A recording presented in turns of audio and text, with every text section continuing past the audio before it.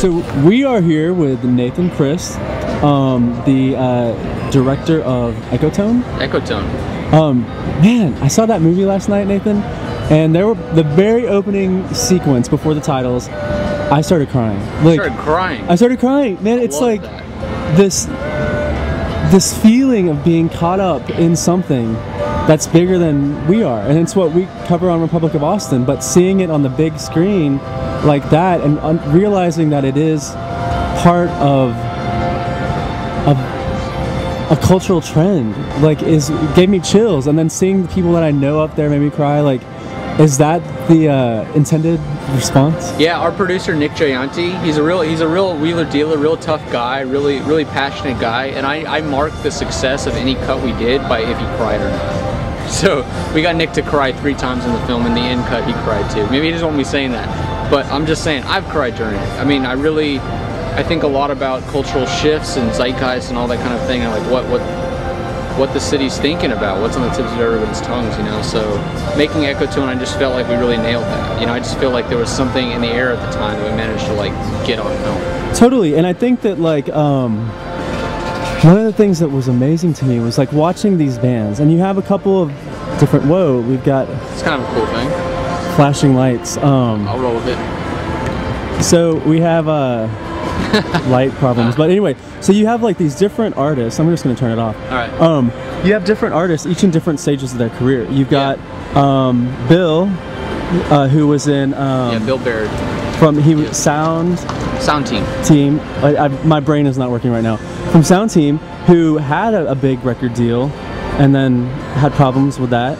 You have Black Joe Lewis, who is on the edge of blowing up but still working slinging fish.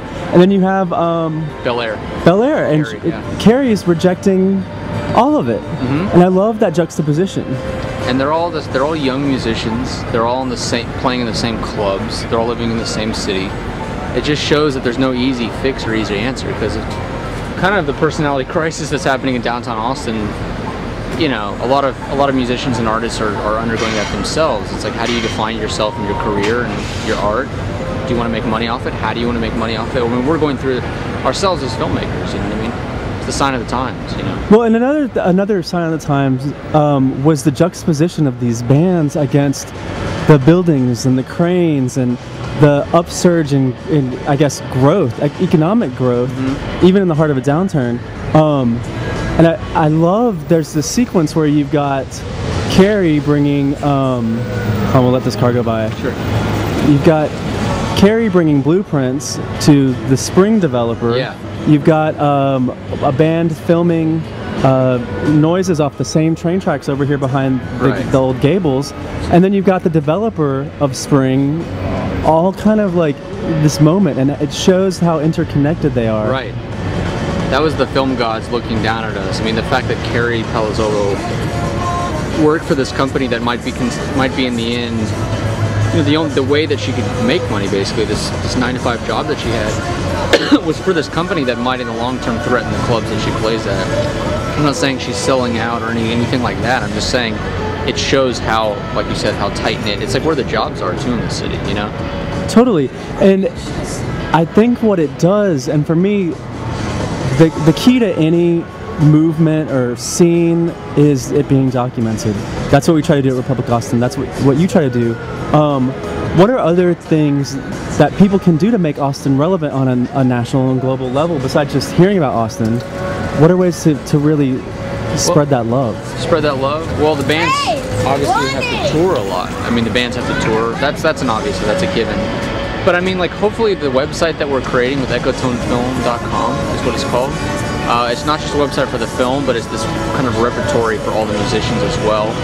Like, even things like an iPhone app. We're creating an iPhone app for Bill Baird, so people can download something he's made each day of the year. Like crazy, That's awesome. It's kind of frontier stuff like that, you know what I mean? Like, you have to think in terms of people's technology and the way people communicate nowadays. It's way beyond my daily existence right now, and I gotta catch up, you know? But our production team is really, I feel like, at the forefront of some of that.